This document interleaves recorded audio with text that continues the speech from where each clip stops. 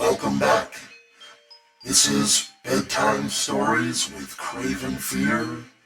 We are your host, Craven Fear, the Dark Star. Tonight, we bring you part 2 of Herbert West, Reanimator. This part's called The Plague-Daemon. I shall never forget that hideous summer 16 years ago, when, like a noxious affright from the halls of Eblis, typhoid stalked leeringly through Arkham. It is by that satanic scourge that most recall the year, for truly terror brooded with bat wings over the piles of coffins in the tombs of Christ's Church Cemetery. Yet for me there is a greater horror in that time, a horror known to me alone now that Herbert West has disappeared.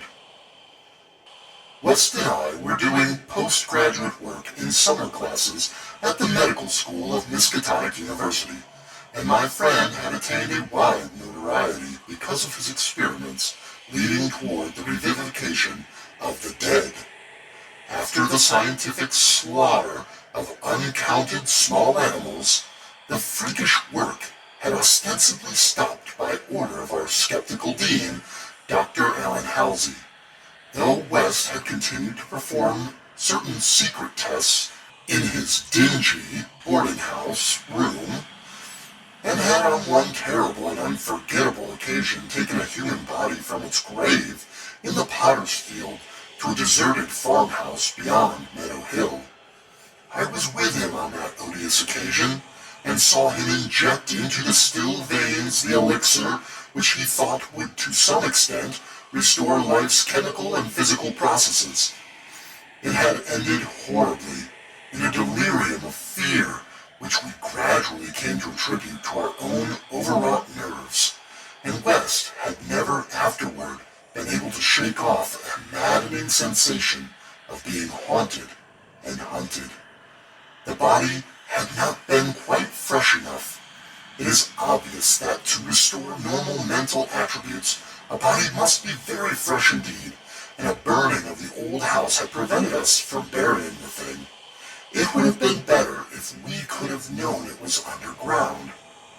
After that experience, West had dropped his researches for some time, but as the zeal of the born scientist slowly returned, he again became impertinent with the college faculty, pleading for the use of the dissecting room and of fresh human specimens for the work he regarded as so overwhelmingly important.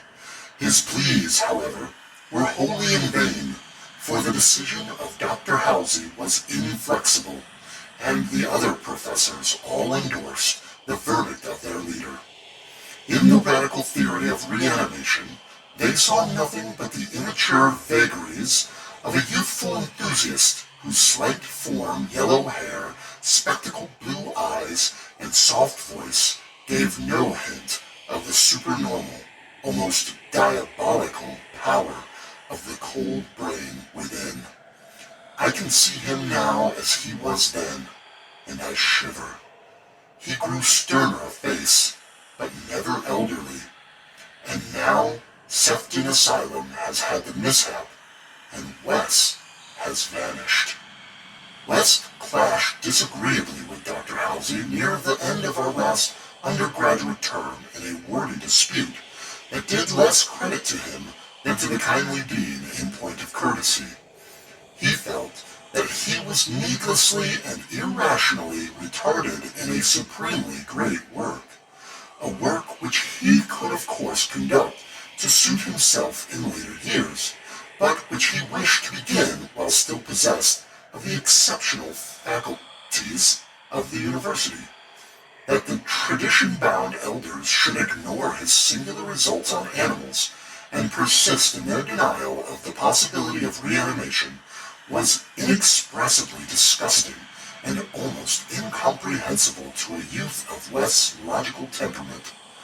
Only greater maturity could help him understand the chronic mental limitations of the professor-doctor type, the product of generations of pathetic puritanism, kindly, conscientious, and sometimes gentle and amiable, yet always narrow, intolerant, custom-ridden, and lacking in perspective. Age has more charity for these incomplete yet high-souled characters, whose worst real vice is timidity, and who are ultimately punished by general ridicule for their intellectual sins. Sins like Calvinism, anti-Darwinism, anti-Nietzscheism, and every sort of Sabbatarianism and sumptuary legislation. West, young despite his marvelous scientific acquirements, had scant patience with good Dr. Halsey and his erudite colleagues, and nursed an increasing resentment, coupled with a desire to prove his theories to these obtuse worthies in some striking and dramatic fashion. Like most youths, he indulged in elaborate daydreams of revenge, triumph, and final magnanimous forgiveness. And then had come to the scourge, grinning and lethal, from the nightmare caverns of Tartarus. West and I had graduated about the time of its beginning, but had remained for additional work at the summer school, so that we were in Arkham when it broke with full demonic fury upon the town. Though not as yet licensed physicians, we now had our degrees and were pressed frenetically into public service as the numbers of the stricken grew. The situation was almost past management, and deaths ensued too frequently for the local undertakers fully to handle. Burials without embalming were made in rapid succession, and even the Christchurch Cemetery receiving tomb was crammed with coffins of the unembalmed dead. This circumstance was not without effect on West, who thought often of the irony of the situation. So many fresh specimens, yet none for his persecuted researches. We were fretfully overworked, and the terrific mental and nervous strain made my friend brood morbidly. But West's gentle enemies were no less harassed with prostrating duties. College had all but closed, and every doctor of the medical faculty was helping to fight the typhoid plague. Dr. Halsey, in particular, had distinguished himself in sacrificing service, applying his extreme skill with wholehearted energy to cases which many others shunned because of danger or apparent hopelessness. Before a month was over, the fearless dean had become a popular hero, though he seemed unconscious of his fame as he struggled to keep from collapsing with physical fatigue and nervous exhaustion. West could not withhold admiration for the fortitude of his foe, but because of this was even more determined to prove to him the truth of his amazing doctrines. Taking advantage of the disorganization of both college work and municipal health regulations, he managed to get a recently deceased body smuggled into the university dissecting room one night, and in my presence injected a new modification of his solution. The thing actually opened its eyes, but only stared at the ceiling with a look of soul-petrifying horror before collapsing into an inertness from which nothing could rouse it. West said it was not fresh enough. The hot summer air does not favor corpses. That time, we were almost caught before we incinerated the thing, and West doubted the advisability of repeating his daring misuse of the college laboratory. The peak of the epidemic was reached in August. West and I were almost dead, and Dr. Halsey did die on the 14th. The students all attended the hasty funeral on the 15th and bought an impressive wreath, though the latter was quite overshadowed by the tributes sent by wealthy Arkham citizens and by the municipality itself. It was almost a public affair, for the dean had surely been a public benefactor. After the entombment, we were all somewhat depressed and spent the afternoon at the bar of the commercial house, where West, though shaken by the death of his chief opponent, chilled the rest of us with references to his noxious theories. Most of the students went home, or to various duties, as the evening advanced. But West persuaded me to aid him in making a night of it. West's landlady saw us arrive at his room about 2 in the morning, with a third man between us, and told her husband that we had all evidently dined and wined rather well. Apparently, this assiduous matron was right, for about 3 a.m. the whole house was aroused by cries coming from West's room, where, when they broke down the door, they found the two of us unconscious on the blood-stained carpet, beaten, scratched, and mauled, and with the broken remnants of West's bottles and instruments around us. Only an open window told what had become of our assailant, and many wondered how he himself had fared after the terrific leap from the second story to the lawn, which he must have made. There were somewhat strange garments in the room, but West, upon regaining consciousness, said they did not belong to the stranger, but were specimens collected for bacteriological analysis in the course of investigations on the transmission of germ diseases. He ordered them burnt as soon as possible in the capacious fireplace. To the police, we both declared ignorance of our late companion's identity. He was, West nervously said, a congenial stranger whom we had met at some downtown bar of uncertain location.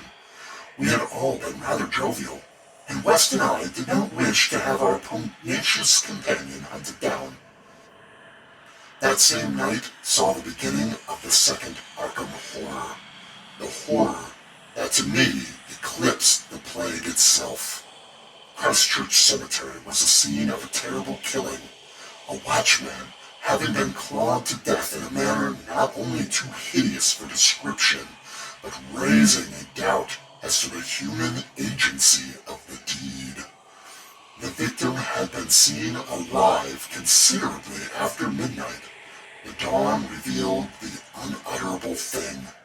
The manager of a circus at the neighboring town of Bolton was questioned, but he swore that no beast had at any time escaped from its cage. Those who found the body noted a trail of blood leading to the receiving tomb, where a small pool of red lay on the concrete just outside the gate.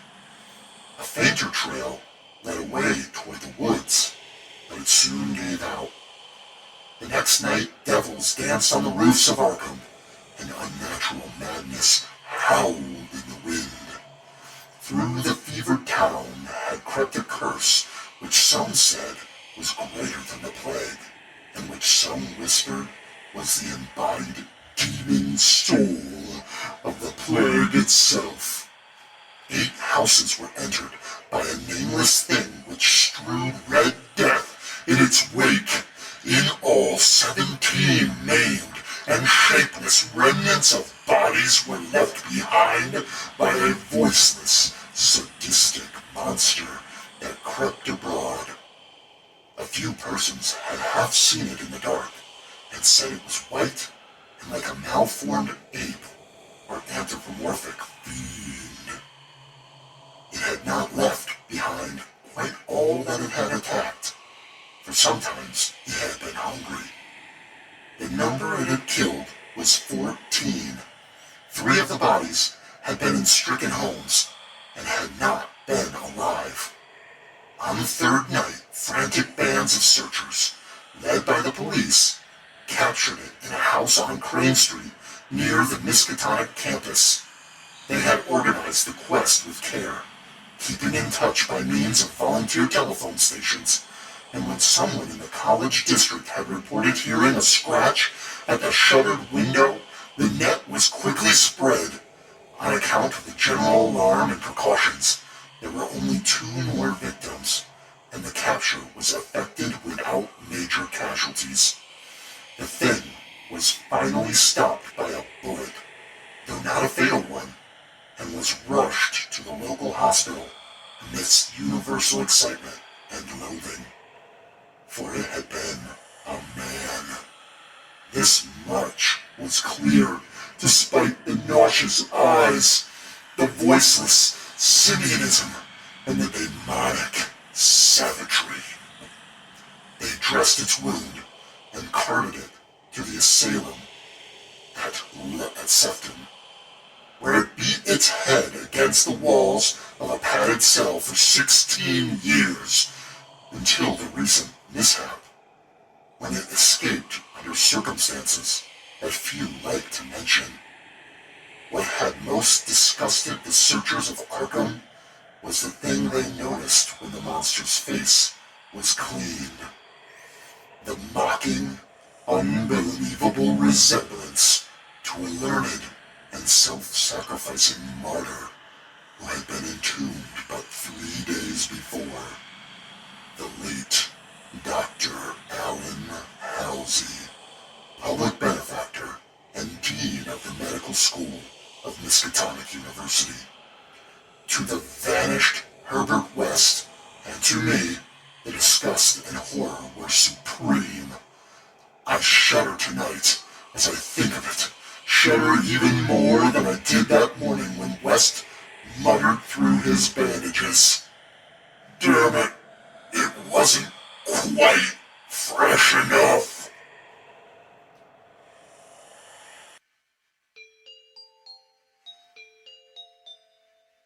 Wow, that was good. Next time, we'll read Part 3, 6 Shots by Midnight. Until then, sleep tight and have sweet dreams.